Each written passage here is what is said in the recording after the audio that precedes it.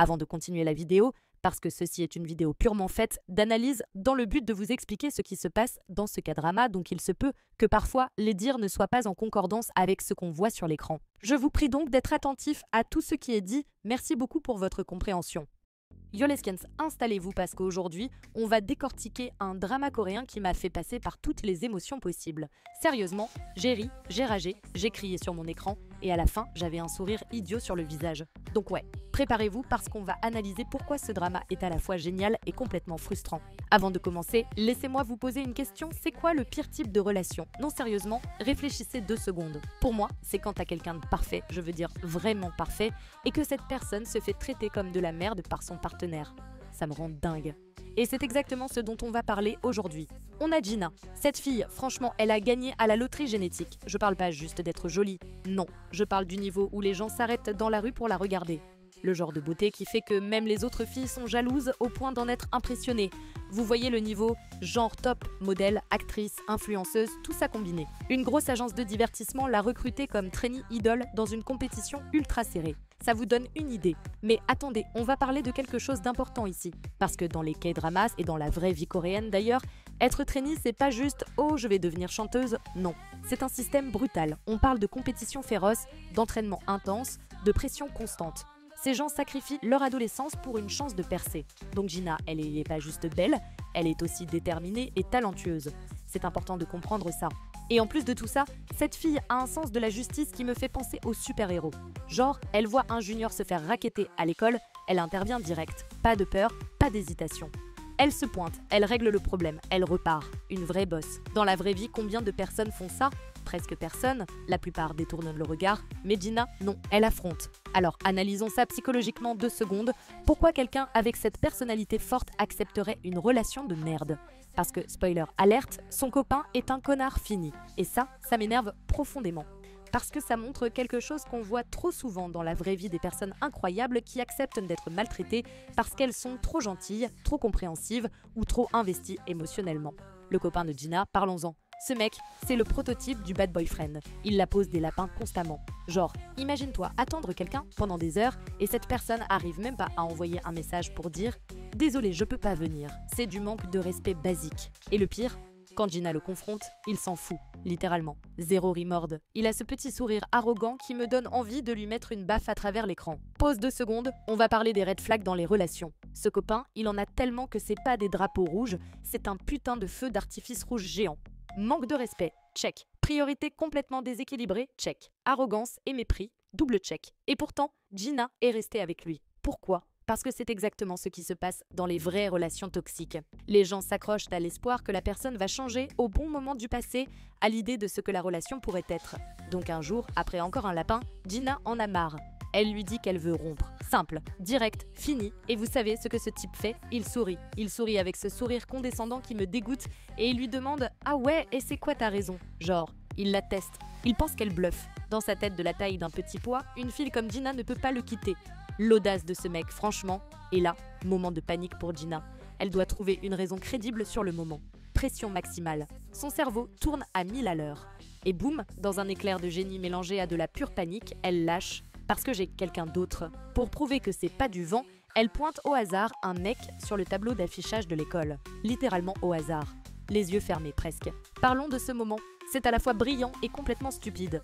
Brillant parce que ça met le copain face à ses propres certitudes arrogantes. Stupide parce que maintenant, elle doit assumer ce mensonge. Mais franchement, je la comprends. Parfois dans la vie, pour échapper à une situation toxique, on fait des choix impulsifs. C'est humain. C'est réel.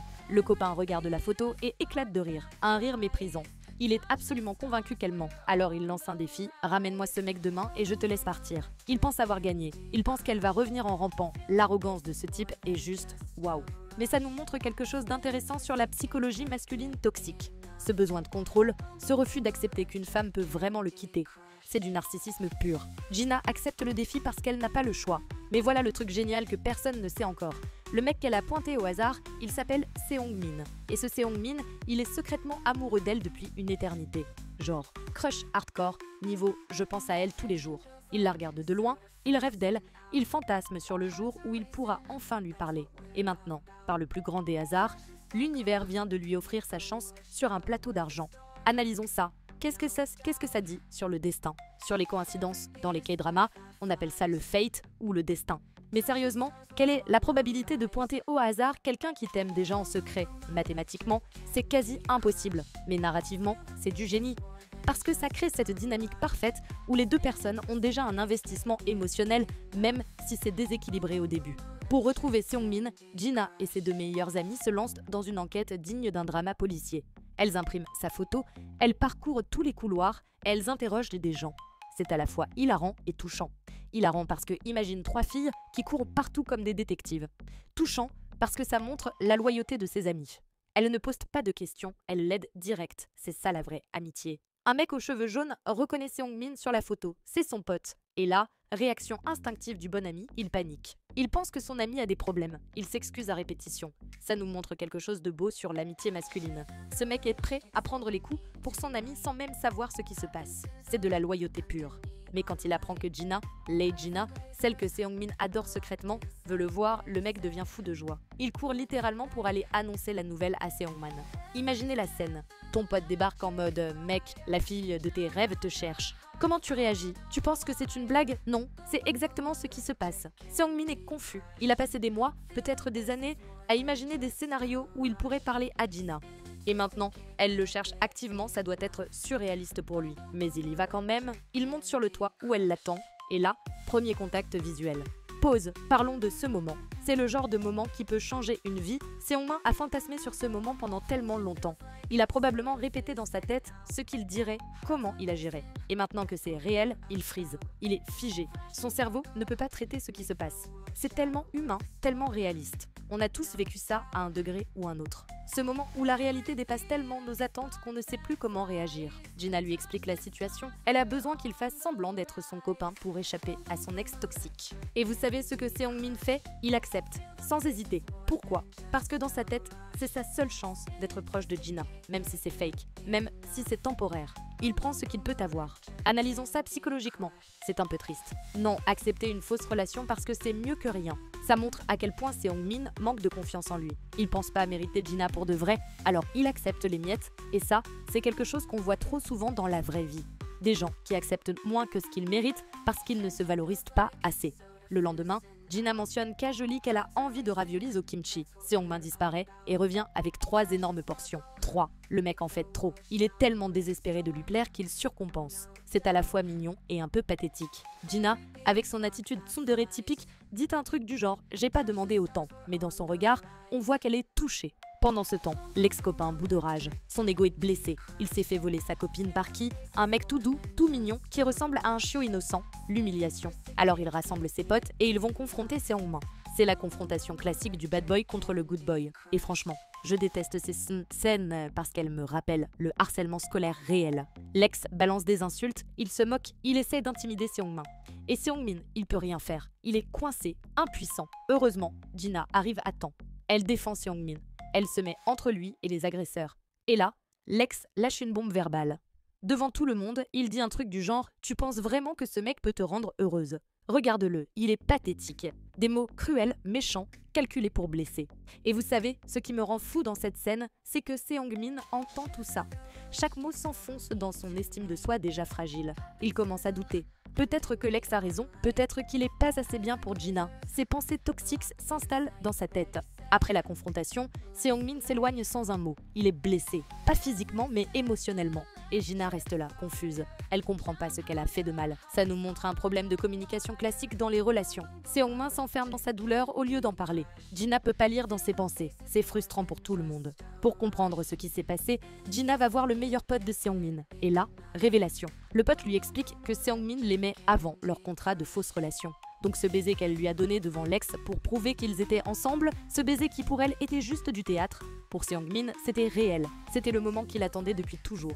Et elle l'a utilisé comme un accessoire dans son plan. Boum, réalisez l'impact émotionnel de ça. Imaginez que la personne que vous aimez depuis des années vous embrasse. Votre cœur explose de joie. Et ensuite, vous apprenez que c'était juste pour son bénéfice personnel, pour se débarrasser de quelqu'un d'autre. Comment vous vous sentez? Trahi, utilisé, humilié. C'est exactement ce que Seong-min ressent. Jina réalise l'ampleur de sa connerie. Elle a blessé quelqu'un de sincère, quelqu'un qui ne lui a jamais rien demandé en retour. Alors elle le cherche pour s'excuser. Elle le trouve et elle essaye de s'expliquer. Mais vous savez ce qui est génial, Seongmin, ce petit chiot apparemment innocent, il sait exactement comment jouer le jeu. Il la regarde avec ses yeux purs et innocents et il lâche des phrases ultra romantiques et suggestives. Genre, il maîtrise totalement l'art de la séduction soft. Il sait exactement ce qu'il fait. Et Jina, elle tombe complètement dans le panneau. Son cœur commence à battre la chamade. Elle réalise quelque chose, elle ressent vraiment des choses pour lui. C'est un moment tournant crucial parce que jusqu'ici, c'était une relation contractuelle, fake, du théâtre. Mais maintenant, les sentiments deviennent réels. La ligne entre fake et réel commence à s'effacer. Et ça, c'est dangereux. Parce que quand un seul des deux est conscient de ses sentiments, le déséquilibre crée de la vulnérabilité. Leur relation évolue. Seongmin commence à faire plein de petites attentions. Quand le soleil gêne Jina, il se positionne pour faire de l'ombre. Quand elle va aux toilettes dans un endroit louche, il monte la garde devant la porte. Ce sont des gestes simples mais puissants. Parce que c'est ça l'amour en vrai. C'est pas les grandes déclarations romantiques filmées au coucher de soleil. C'est les petits trucs quotidiens qui montrent que tu penses à l'autre. Comparons avec son ex. Son ex lui offrait quoi? Du mépris, de l'arrogance, des lapins constants. Seongmin lui offre quoi? De la considération, du respect, de l'attention constante. Le contraste est frappant. Et Jina commence à réaliser ce qu'une vraie relation saine peut être. Elle découvre ce que ça fait d'être valorisée. Elle commence à prendre des initiatives, elle l'invite à prendre des photos de couple, elle lui demande de la raccompagner chez elle. Ce sont des signes clairs qu'elle développe des sentiments réels. Et Seongmin, il est aux anges. Mais il a aussi peur que ce soit encore du fake, peur de trop y croire et d'être blessé encore plus fort. Un soir, quand ils se séparent, Seongmin enlève sa veste et la met sur les épaules de Jina parce qu'il fait froid. C'est un geste classique des dramas coréens, je sais, mais c'est efficace parce que c'est universel, qui n'a jamais été touché par ce genre d'attention, il lui met même le capuchon sur la tête en blaguant. Elle rit, lui aussi. C'est un moment simple mais parfait. Le lendemain, l'ex remarque qu'ils ont des photos de profil de couple. Son ego prend encore un coup. Il se regarde dans le miroir métaphoriquement et il se demande comment j'ai pu perdre contre ce mec. Ce mec qui ressemble à un chiot innocent. Cette question le ronge. Son orgueil ne peut pas l'accepter. Il croise Seongmin dans le couloir. Ils se regardent. Silence tendu. Vous pouvez sentir la tension à travers l'écran. L'ex balance une phrase menaçante du genre « ça va pas durer » et il s'en va. Mais cette menace plane maintenant sur la relation naissante de Jina et Seongmin. Pendant un cours de sport, l'ex décide de se montrer. Il fait des pompes, beaucoup de pompes, tellement qu'il bat un record de l'école qui tenait depuis 30 ans. Tout le monde l'applaudit. Il est au centre de l'attention. Et qu'est-ce qu'il fait? C'est qu'il fait. Il va direct vers Jina pour chercher son approbation, son regard, son attention. Parce qu'au fond, c'est tout ce qu'il veut. Pas la gloire, pas le record. Juste qu'elle le regarde à nouveau comme avant. Mais Jina s'en fout, complètement. Elle est ailleurs mentalement, parce qu'elle pense à Seongmin. Cette indifférence blesse l'ex plus que n'importe quelle insulte. L'indifférence, c'est la pire des punitions pour un narcissique. Après les cours, Seongmin attend Jina avec un gros sac. Aujourd'hui, c'est un jour spécial, leur 22e jour ensemble dans la relation contractuelle. Il a préparé des sacs à dos assortis pour eux deux. C'est mignon. C'est romantique à sa manière innocente. Jina dit que c'est puéril, mais son sourire la trahit. Elle adore. Parlons de ça. Qui fait encore ce genre de truc aujourd'hui? Compter les jours d'une relation, préparer des cadeaux pour des anniversaires aussi aléatoires que 22 jours. C'est typique de la culture coréenne du dating où chaque petit milestone est célébré. 100 jours ensemble, 200 jours, etc. C'est excessif, peut-être, mais c'est aussi adorable. Ça montre un investissement émotionnel constant. Jina retourne à sa place et elle peut pas s'empêcher de se vanter auprès de ses amis. Elle rayonne littéralement de bonheur. Et devinez qui observe ça de loin, l'ex. Il voit son sourire, ce sourire qu'elle n'avait plus quand elle était avec lui. Et là, pour la première fois peut-être, il réalise vraiment ce qu'il a perdu. Il commence à ressentir de la culpabilité. Il repense à leur passé, il se souvient que pour leur anniversaire d'1 an, il avait laissé Jina attendre devant son studio d'entraînement pendant 7 heures. 7 heures. Imaginez ça, vous attendez quelqu'un pendant 7 heures, dans le froid, sans nouvelles, juste parce que vous espérez qu'il va venir. C'est de la cruauté émotionnelle pure. Et maintenant, il réalise que Jina souriait et disait « c'est pas grave », mais en vrai, elle souffrait. Analysons ça. Pourquoi elle restait? C'est la question classique qu'on pose aux victimes de relations toxiques. Pourquoi tu restes? La réponse est jamais simple. C'est un mélange de manipulation émotionnelle, d'espoir que ça va changer, d'investissement temporel, de peur d'être seul. C'est complexe. Et ce drama montre ça de manière réaliste. L'ex décide qu'il veut se racheter. Il contacte la meilleure amie de Jina et il lui demande d'éloigner Seongmin et de convaincre Jina de venir à un café. C'est manipulateur. Il utilise les gens autour d'elle pour arriver à ses fins. Classique comportement toxique. Mais ça marche. Jina se retrouve au café sans savoir que c'est un piège. Quand elle voit que c'est son ex qui l'attend, elle veut partir, mais il la supplie. Il dit qu'il a quelque chose d'important à dire. Elle hésite, mais elle s'assoit finalement. L'ex sort des cadeaux, plein de cadeaux. Pour compenser tous les anniversaires, tous les moments qu'il a ratés. Il pense que des objets matériels peuvent réparer des années de négligence émotionnelle. Mais Gina le dit clairement, ce que je voulais, c'était pas des cadeaux, c'était ta présence, ton attention, du temps ensemble. BAM, vérité absolue. Combien de fois dans nos vies, on essaye de compenser notre absence émotionnelle par des cadeaux matériels? Ça marche jamais. Jamais. C'est là que Seong-min et la meilleure amie débarquent. 4 personnes, malaise maximum. Song-min regarde la scène et dit calmement « Donc quand tu m'as dit que tu avais juste un truc avec une amie, c'était un mensonge. Il est blessé, encore. Il se sent trahi, encore. » Gina essaye de s'expliquer. Elle dit qu'elle savait pas que l'ex serait là. Mais Seong-min rétorque quelque chose de juste « Mais moi, je savais que je serais seule avec ton amie. Je t'ai dit la vérité. Toi non. » Et techniquement, il a raison. Elle a menti par omission.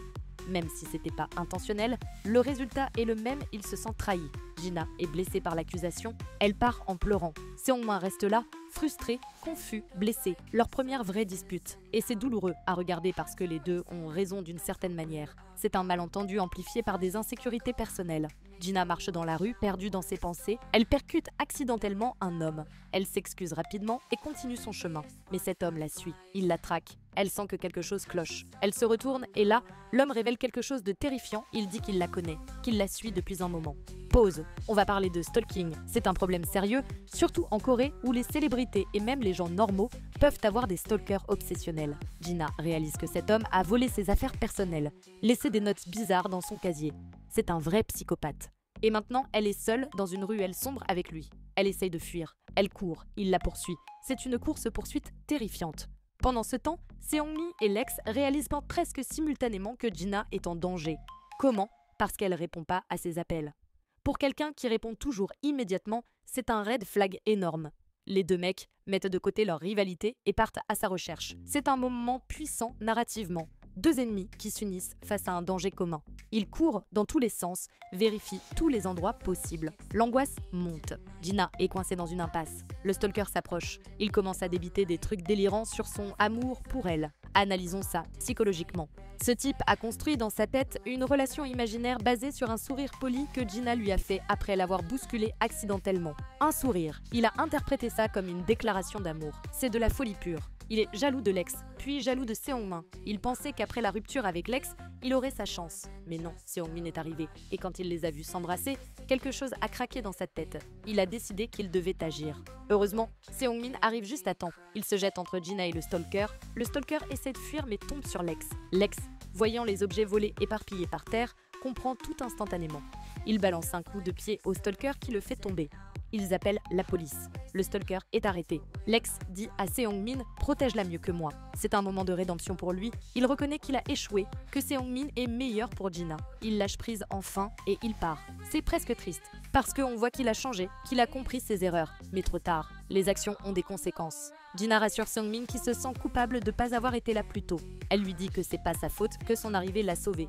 Seong-min ressemble à un enfant perdu. Il promet de jamais la laisser seule. Ils rentrent ensemble. Arrivé chez Gina, Seong-min apprend qu'elle vit seule. Il s'inquiète. Alors Gina, avec un sourire taquin, lui propose de rester. Analysons l'audace de cette proposition. Pour une fille coréenne, inviter un mec chez elle la nuit, c'est un statement fort. C'est pas juste de l'hospitalité, c'est une déclaration d'intimité et de confiance. Seong-min entre, il est nerveux, ses mains tremblantes. Gina lui propose des vêtements confortables. Quand elle revient avec des habits, Seong-min la regarde intensément. Elle fait une blague sur sa beauté qui rend impossible de détourner le regard. Mais lui continue de la fixer, pas de manière creepy, de manière adorante. Ils mangent ensemble. Seong-min essuie délicatement une miette sur le visage de Gina. Contact physique, intimité, tension sexuelle palpable. Gina rougit, ils se regardent. Le moment s'étire, c'est gênant et magnifique en même temps. La nuit tombe, Gina commence à somnoler. Seong-min dit innocemment « Tu peux dormir », mais il réalise ce que ça implique. Ou comment, ensemble, séparés. Il panique et commence à bafouiller des explications. Gina, amusée, le taquine. L'atmosphère oscille entre gênant et hilarant. Finalement, épuisée, Gina s'endort. Seong-min reste éveillé. Il la regarde dormir. Après avoir résisté, il s'endort aussi. Gina se réveille un peu, voit Seong-min endormie. Elle hésite. Puis doucement, très doucement, elle pose sa tête sur son épaule. C'est un geste de confiance absolue. Elle se sent en sécurité avec lui, quelque chose qu'elle n'avait jamais ressenti avec son ex. Le lendemain, l'ex fait une dernière tentative. Il dit à Gina qu'ils peuvent rester amis, mais c'est une stratégie. Il veut rester dans sa vie, espérant reconquérir son cœur petit à petit. C'est manipulateur, mais aussi pathétique. Mais la relation entre Jina et Seong-min avance trop vite pour ses plans. Un jour, Seong-min mange du pain et a des miettes sur le visage. Jina, sans réfléchir, lui tend une serviette avec un sourire naturel. C'est un geste domestique, intime, qui montre à quel point ils sont devenus proches. Lex voit ça. Puis il apprend que Seong-min va participer à une compétition sportive. Lors d'une interview pré-match, Lex dit subtilement qu'il espère que Jina viendra le supporter. C'est une déclaration publique calculée pour mettre Seong-min mal à l'aise. Seong-min, jaloux, confronte Lex. Lex sourit et dit quelque chose du genre que le meilleur gagne. C'est une déclaration de guerre émotionnelle. Ils vont se battre pour Jina, pas physiquement mais émotionnellement. Pendant ce temps, les amis de Jina planifient une sortie de groupe pour le week-end. Tout le monde est excité, mais ce qui devait être une journée fun va vite se transformer en champ de mine émotionnel. Regardez bien ce qui va se passer maintenant, parce que là, on va introduire un nouveau problème. Un problème que personne n'a vu venir. Et ce problème s'appelle la meilleure amie de Jina qui est en fait une vipère déguisée en agneau. Cette meuf, analysons-la 2 secondes. Elle a toujours été dans l'ombre de Jina. Jina est plus belle, plus talentueuse, plus populaire. Et ça ronge cette fille de l'intérieur. La jalousie, c'est un poison lent mais mortel.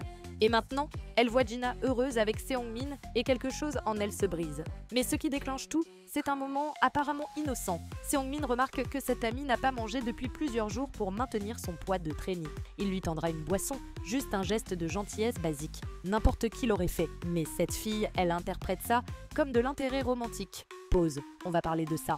Combien de fois dans la vie, un geste gentil est mal interprété, surtout par quelqu'un qui manque d'affection ou de validation, c'est dangereux. Parce que cette fille commence à fantasmer sur Seong-min. Dans sa tête, il l'a vue quand personne d'autre ne la voyait. Il a remarqué sa souffrance. Et maintenant, elle développe des sentiments. Elle teste le terrain. Elle demande à Jina si elle a des vrais sentiments pour Seong-min. Au-delà du contrat de fausse relation, Jina, encore dans le déni de ses propres émotions, dit que non. Que c'est juste pour se débarrasser de son ex, que ça signifie rien. Cette réponse, c'est un feu vert pour l'amie. Dans sa tête tordue, elle se dit « Si Jina s'en fout, alors je peux essayer ma chance. » Éthique zéro, loyauté zéro, c'est la définition d'une fausse amie, quelqu'un qui attend juste que tu baisses ta garde pour te poignarder dans le dos. Pendant que Seong-min cuisine pour tout le monde, cette vipère s'approche. Elle l'aide soi-disant. Seong-min va mettre du piment dans la soupe kimchi. L'amie dit rapidement qu'elle ne peut pas manger épicé. Seong-min commence à ajuster. Mais Jina arrive, goûte et dit que c'est trop fade. Sans hésiter, Seong-min balance une tonne de piment. Vous avez vu ce qui vient de se passer, Seong-min a choisi. Il a choisi les préférences de Jina par-dessus celles de l'amie, sans même y penser. C'est instinctif. Parce que pour lui, il n'y a qu'une personne qui compte. Et l'ami voit ça. Son visage s'assombrit. La jalousie monte d'un cran. Pendant le repas, cette fausse amie continue son petit jeu. Elle fait semblant d'être incapable d'atteindre quelque chose et demande à Seong-min de lui servir de la soupe. Devant tout le monde. Devant Jina. C'est calculé. C'est manipulateur. Elle teste jusqu'où elle peut aller. Tout le monde se sent mal à l'aise. L'atmosphère devient lourde. Heureusement, Lex intervient et détourne l'attention. Il sauve la situation avec une blague. Et franchement, respect. Il aurait pu profiter de ce chaos pour faire des points, mais il choisit d'être mature. Il a vraiment changé. Le soir, l'amie a mal au ventre à cause du piment. Au lieu d'assumer sa connerie, elle envoie un message à Seong-min pour qu'il vienne l'aider à acheter des médicaments. Tard dans la nuit, seule avec lui, vous voyez le plan. Mais Seong-min ne voit pas le message. Pourquoi ? Parce qu'il est occupé à passer du temps de qualité avec Jina. Ils regardent le coucher de soleil ensemble. Ils se remémorent tous les moments de leur fausse relation qui est devenue réelle sans qu'ils s'en rendent de vraiment compte. Ils se regardent. L'atmosphère devient électrique. La tension sexuelle est à son maximum.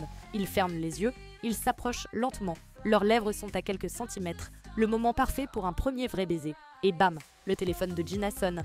L'ami qui a besoin d'aide. Timing parfait, ou plutôt timing horrible. Le moment est brisé, ils se séparent, gênés, frustrés. Jina doit y aller aider son ami. Seong-min comprend, mais intérieurement, il est déçu. Analysons ce moment. C'est cruel narrativement, mais c'est brillant, parce que ça crée de la frustration chez le spectateur aussi. On voulait se baiser, on l'attendait, et il a été volé. Par qui ? Par la personne censée être l'ami de Jina. C'est symbolique. Jina va aider l'amie, elle la trouve cachée quelque part, souriant intérieurement. Elle a tout vu, le presque baiser. Et elle a délibérément interrompu, c'est du sabotage pur. Cette fille n'est pas une amie, c'est une ennemie déguisée. Le lendemain, Jina va voir Seong-min, elle s'excuse pour hier, elle sait que le moment était spécial, elle espère qu'ils auront une autre chance. Seong-min lui sourit doucement. Il lui dit quelque chose qui me tue. Si c'est avec toi, j'attendrai aussi longtemps qu'il faudra. Bam, les mots parfaits, pas de pression, pas de reproche, juste de la patience et de la compréhension. C'est ça le vrai amour. C'est pas les grandes déclarations dramatiques, c'est la patience. C'est le respect du rythme de l'autre. Jina regarde Seong-min différemment maintenant. Elle réalise qu'elle ne fait plus semblant. Ses sentiments sont réels, très réels. Et ça la terrifie, Parce que tomber amoureux, c'est se rendre vulnérable. C'est risquer d'être blessé. Et après son ex toxique, elle a peur. Mais on voit qu'elle commence à lâcher prise, à accepter ses sentiments. Elle sourit plus souvent, elle rit plus facilement. Elle initie le contact physique. Tous les signes sont là. Pendant ce temps, l'amie vipère fulmine.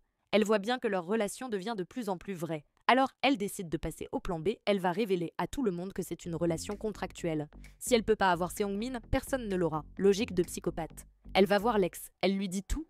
Le contrat, la fausse relation. Elle pense que ça va le faire intervenir, créer du drama, séparer Jina et Seong-min. Mais vous savez ce que l'ex fait, il rit. Pas un rire moqueur, un rire de compréhension. Il dit quelque chose de profond, même si ça a commencé comme un mensonge, maintenant c'est réel. Je le vois dans leurs yeux, et honnêtement je suis jaloux. Parce qu'ils ont ce que j'ai jamais su créer avec elle. Waouh! Maturité émotionnelle, acceptation, lâcher prise. L'ex a complété son arc de rédemption. Il comprend qu'il a perdu, mais au lieu d'être amer, il choisit d'être en paix avec ça. Respect massif. L'amie vipère est furieuse que son plan échoue. Alors elle passe au plan C, elle va confronter Jina directement. Elle fait une scène devant tout le monde. Elle l'accuse d'être égoïste, de toujours tout avoir, de prendre Seong-min pour acquis. Jina est choquée. Elle comprend pas d'où vient toute cette haine. Mais Seong-min, lui, comprend. Il s'interpose. Il dit calmement mais fermement, Jina n'a rien fait de mal. Et même si notre relation a commencé de manière inhabituelle, mes sentiments sont réels. Très réels. Puis il se tourne vers Jina. J'ai quelque chose à te dire. Quelque chose que j'aurais dû dire depuis longtemps. Il prend une grande respiration. Je t'aimais déjà avant notre contrat. Je t'ai toujours aimé. Et je continuerai de t'aimer, contrat ou pas. Silence. Tout le monde retient son souffle. Jina a les larmes aux yeux. L'amie vipère est bouche bée. L'ex sourit tristement. C'est le moment. La déclaration qu'on attendait tous. Jina ouvre la bouche pour répondre, mais elle hésite. Analysons ça. Pourquoi elle hésite? Parce que dire « je t'aime », c'est s'engager. C'est accepter la vulnérabilité. C'est ouvrir son cœur complètement. Et elle a peur. Peur d'être blessée à nouveau. Peur de ne pas être à la hauteur. Peur que ce soit trop beau pour être vrai. Elle dit finalement « j'ai besoin de temps pour réfléchir ». Et elle part. Seong-min reste là, blessé mais compréhensif. Il vient de mettre son cœur à nu et elle a demandé du temps. Ça fait mal, mais il respecte son besoin. Les jours passent hantent. Jina évite Seong-min, elle change sa photo de profil, enlève tous les signes de leur relation. Elle essaie d'effacer les traces, mais effacer une photo, c'est facile.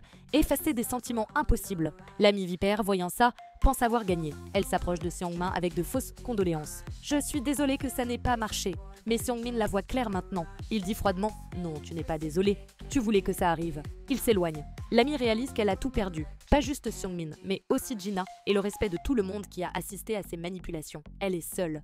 C'est la conséquence de la toxicité. L'ex, de son côté, trouve Jina qui pleure seule. Il s'assoit à côté d'elle. Pas trop près, respectant son espace. Il dit « Tu sais, j'ai mis du temps à comprendre. Mais maintenant je sais. Le vrai amour, c'est pas posséder quelqu'un, c'est vouloir son bonheur, même si ça signifie que tu n'en fais pas partie. » Il continue. Ce mec, c'est Seong-min. Il t'aime d'une manière que j'ai jamais su faire. Il te voit, il t'écoute, il est là. Toutes les choses que j'ai jamais faites. Ne fais pas la même erreur que moi. Ne laisse pas ta peur te faire perdre quelque chose de réel. Jina écoute. Les mots de son ex résonnent. Parce que venant de lui, ils ont du poids. Il a vu les conséquences de ne pas valoriser quelqu'un. Et maintenant, il essaye d'empêcher Seong-min de vivre la même chose. Jina rentre chez elle. Elle réfléchit toute la nuit. Elle repense à tous les moments avec Seong-min, les petites attentions, les sourires, la patience, la gentillesse, la protection, tout ce qui manquait dans sa relation précédente. Elle réalise quelque chose. Elle a peur non pas de l'aimer, mais de ne pas être assez bien pour lui. C'est ça son vrai problème. Après avoir été maltraitée par son ex, elle s'est convaincue qu'elle méritait pas mieux. Syndrome typique des victimes de relations toxiques. Le père de Seong-min, voyant son fils déprimé, lui dit « Parfois dans la vie, il faut se battre pour ce qu'on veut. Pas abandonner au premier obstacle. » Ces mots simples réveillent quelque chose en Seong-min. Et c'est là que le drama arrive à son climax. Les deux, séparément, ont une révélation. Ils réalisent qu'ils doivent être ensemble. Alors ils font quoi? Ils courent, littéralement courent vers le lieu où tout a commencé. Le toit où ils se sont rencontrés pour la première fois pour parler du faux contrat. Jina arrive en premier, elle est essoufflée. Son cœur bat, elle attend, Seong-min arrive. Il la voit, leurs regards se croisent, tout le monde et tout le reste disparaît. Il n'y a plus que deux. Seong-min sort un papier de sa poche, un nouveau contrat, mais celui-ci est différent. Il est marqué « Durée à vie ». Il sourit timidement. « Je sais que le premier contrat t'a aidé à échapper à quelqu'un, mais celui-ci, c'est pour nous. Pour de vrai, si tu veux. » Jina a les larmes aux yeux. Elle prend le stylo qu'il lui tend. Sans hésiter cette fois, elle signe. Puis Seong-min signe. C'est officiel. Plus de fake, plus de contrats temporaires. C'est réel, c'est pour toujours. Ils se regardent. Et cette fois, rien ne les interrompt. Pas de téléphone. Pas d'amis toxiques, pas d'ex, juste eux. Ils s'embrassent. Un vrai baiser, tendre, passionné, plein de promesses non dites. Pendant ce temps, quelque part, l'amie vipère voit tout ça de loin. Elle réalise qu'elle a tout perdu par jalousie et manipulation. Lex aussi les voit de loin, mais lui, il sourit tristement. Il est en paix. Il a lâché prise. Alors, qu'est-ce qu'on peut tirer de ce drama plein de leçons ? Première leçon, les relations toxiques laissent des cicatrices. Ça prend du temps de faire confiance à nouveau, de s'ouvrir à nouveau. Et c'est ok, le guérison n'est pas linéaire. Deuxième leçon, la vraie amitié ne ressent pas de jalousie destructrice. Une vraie amie célèbre ton bonheur, même si elle-même traverse une période difficile. La fille qui prétendait être l'amie de Gina, elle était toxique depuis le début. Parfois, il faut couper les gens de ta vie. Troisième leçon, l'amour. C'est pas juste des papillons dans le ventre, c'est les petites attentions quotidiennes. C'est le respect, c'est la patience, c'est être présent. Sang-min n'a jamais fait de grandes déclarations romantiques au début. Il a juste été là, constamment, patiemment. Quatrième leçon, il n'est jamais trop tard pour changer. Lex était un connard, mais il a reconnu ses erreurs. Il a changé, il a grandi. Ça excuse pas son comportement passé, mais ça montre que les gens peuvent évoluer. Cinquième leçon, parfois, les meilleures choses arrivent par accident. Gina a pointé Seong-min au hasard, par désespoir. Et ça s'est transformé en la meilleure chose qui lui soit arrivée. La vie est bizarre comme ça. Parlons aussi de la culture coréenne qu'on voit dans ce drama. Les contrats de relation, même faux, c'est un trope commun dans les K-dramas. Pourquoi ? Parce que ça crée une tension narrative parfaite. Deux personnes forcées d'être proches, développant des vrais sentiments. C'est du enemies to lovers ou du fake dating to real dating. Des tropes classiques, mais qui fonctionnent toujours. On voit aussi la pression sociale. Gina est une trainee, elle doit maintenir une certaine image. Seong-min est un étudiant lambda. Dans la hiérarchie sociale coréenne, c'est un écart. Mais leur amour transcende ça. C'est beau. La représentation du harcèlement et du stalking est aussi importante. Ce n'est pas romantisé. C'est montré comme terrifiant et dangereux. Trop de médias romantisent par le comportement obsessionnel. Mais ici, non. C'est clairement présenté comme une menace. Maintenant, critiquons un peu. Parce que oui, ce drama a des défauts. Le plus gros, le rythme. Parfois ça traîne. On a des scènes qui auraient pu être coupées. La sous-intrigue de l'ami toxique prend trop de temps. On aurait pu condenser ça. Aussi, certaines réactions des personnages sont exagérées. C'est typique des dramas coréens, je sais, mais parfois c'est un peu trop. Les pleurs dramatiques, les regards intenses qui durent 10 secondes. C'est efficace, mais ça peut être cringe. Et puis, soyons honnêtes, la résolution avec Lex est un peu trop propre. Dans la vraie vie, les gens toxiques deviennent rarement des versions matures et compréhensives d'eux-mêmes en quelques semaines. Son arc de rédemption aurait eu besoin de plus de développement, mais globalement c'est un bon drama. Il traite de vrais problèmes, relations toxiques, estime de soi, jalousie, manipulation, guérison émotionnelle. Et il le fait de manière relativement réaliste drama. Les acteurs sont excellents, la chimie entre les deux leads est palpable. On croit à leur amour, c'est pas juste deux beaux acteurs qui font semblant. On sent vraiment la connexion. La cinématographie est belle. Les scènes de coucher de soleil, les moments sur le toit, tout est esthétiquement plaisant. Typique production coréenne de qualité. La bande son parfaite, ces balades émotionnelles qui jouent pendant les moments clés. Ça amplifie l'émotion sans être trop in your face. C'est subtil et efficace. Alors, ma recommandation finale. Si vous aimez les romances, avec un peu de drama, de la croissance personnelle et des personnages attachants, regardez ça. Si vous détestez les malentendus qui durent trop longtemps et les sous-intrigues de fausses amies toxiques, peut-être passez votre chemin. Ou au moins, soyez préparés à crier sur votre écran, communiquer bon sang. Personnellement, j'ai aimé, malgré ses défauts. Parce qu'au cœur de tout ça, c'est une histoire sur la guérison, sur apprendre à faire confiance à nouveau, sur trouver quelqu'un qui te valorise vraiment. Et ça, c'est universel. Note finale, je dirais 7,5 sur 10. Peut-être 8 si vous êtes fan du genre. C'est pas parfait, mais c'est solide. Ça vaut le temps investi. Et vous, qu'est-ce que vous en pensez ? Vous auriez fait quoi à la place de Gina ? Vous auriez pardonné Lex ? Vous auriez coupé l'ami toxique plus tôt ? Écrivez-moi en commentaire. Je veux savoir vos avis, vos théories, vos réactions. Si vous avez aimé cette analyse, laissez un like, ça aide vraiment la chaîne. Et si vous voulez plus d'analyses de K-dramas, d'animés, de tout ce qui est asiatique et passionnant, abonnez-vous et activez la cloche. Je poste régulièrement du contenu comme ça. Merci d'avoir regardé jusqu'au bout. Sérieusement, merci, vous êtes incroyables. Le fait que vous restiez pour écouter mes analyses pendant presque toute la vidéo, ça veut dire beaucoup pour moi. Sur ce, je vous laisse. On se retrouve dans la prochaine vidéo avec un autre drama ou animé complètement fou à analyser. Promis, le prochain sera encore plus intense. C'était votre analyse complète de ce K-drama de ouf. Peace et à très bientôt.